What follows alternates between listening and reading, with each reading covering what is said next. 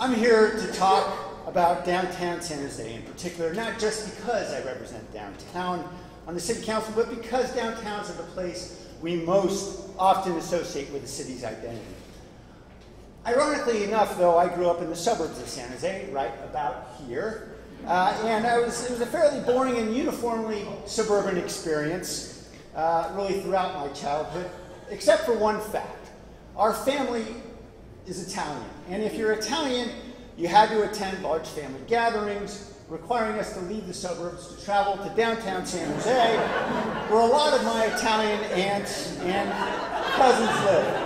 And they were wonderful women, mostly fabulous cooks, and they made the finest Italian biscotti and cannoli that a kid could stuff his face with. The problem was that there was a price to be paid for the biscotti and cannoli. Every one of the aunts had a near lethal capacity to pinch a kid's cheeks. I would frequently come home red-cheeked and humiliated after a long dinner, and naturally I associated downtowns with those experiences, the biscotti, the cannoli, and the cheek pinching. As a young child, I came to view downtown San Jose as a delightful place to eat cannoli and biscotti. Indeed, the very trees grew of them, but I knew that before I could eat any of it, I had to suffer undue amounts of cheek pinching. As I reflect upon it, it was distinctively Italian Catholic notion that we could only enjoy the fruits of life's great delights after sufficient suffering and persevering. Many of us have come to view San Jose in the same way. We fall in love with San Jose's potential, but not with San Jose. So we wander through the desert for 40 years like Moses, searching for the promised land, patiently tolerating any Major League Baseball commissioner or bureaucrat standing in our path to finding a cool, hip, fun, and vibrant city. When I came into City Hall in 2007, though, I came to fall in love with San Jose in a new way. At every turn, I encountered a group of creative, forward-leaning, assertive people who were not willing to wait or endure, but willing to act. As if channeling my self-help hero, Richard Simmons, these were people prepared to rise above self-loathing, to transform our city, to make downtown cool. And I saw the first seeds of this transformation here in SoFa on First Fridays, a host of old and new establishments conspiring together to form an atmosphere, giving oxygen to San Jose's creativity, oozing from a guitar and cafe for Scotty or from a mural in front of the ICA.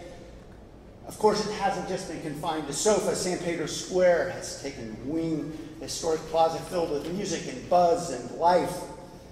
And although money has been scarce to keep festivals and events going, and some have disappeared, new events and celebrations have emerged in their place. Less traditional people might attend some of these new events.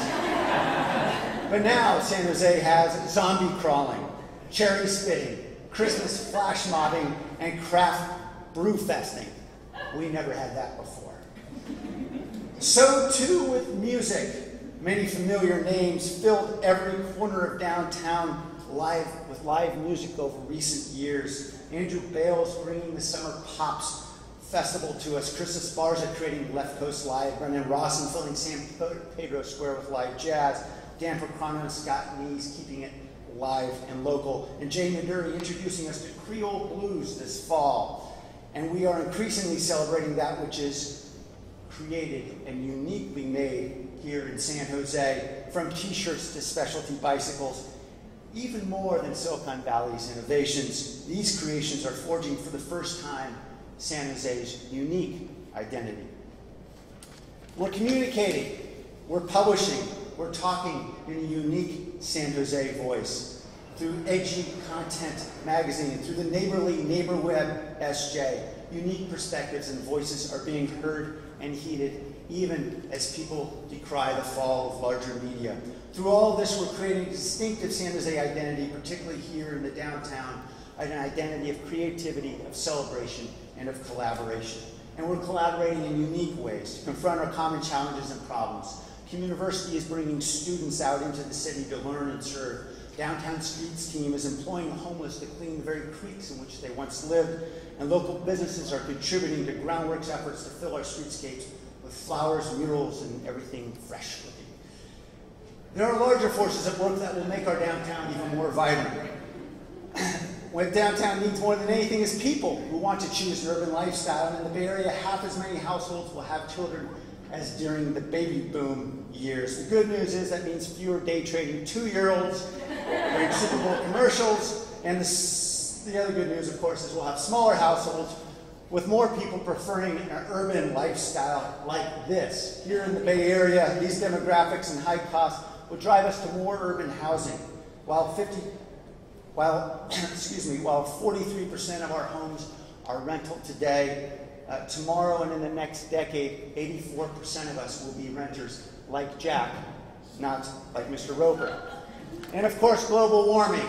Well, whether we believe in it or not, carbon taxes and cap and trade fees will ultimately dictate that people will live a greener lifestyle. And that will drive us toward downtowns and center cities where we vastly reduce our carbon footprint by driving less, consuming less energy, living more simply. And energy prices will continue their ascent.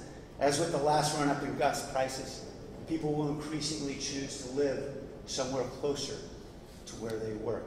Home values in center cities for the first time rose faster than they did in the suburbs in the last run-up in gas prices in 2003 to 2008. And these changes in prices and sensibilities are having profound impacts on how people live and where they choose to live. Our neighbors will leave their cars at home, they'll view their living room as a cafe or a sushi bar, and they'll have a Sharks game, a museum exhibit, or a concert in their backyard. It's changing how we move ourselves as a city as well. We're transforming our streetscape and our culture to a more transit and bike-friendly world, soon making terms like bus rapid transit, BART, and car share part of our daily lexicon. All this change is happening before our eyes, and our city is becoming transformed, even amid these, the most deeply painful of economic times.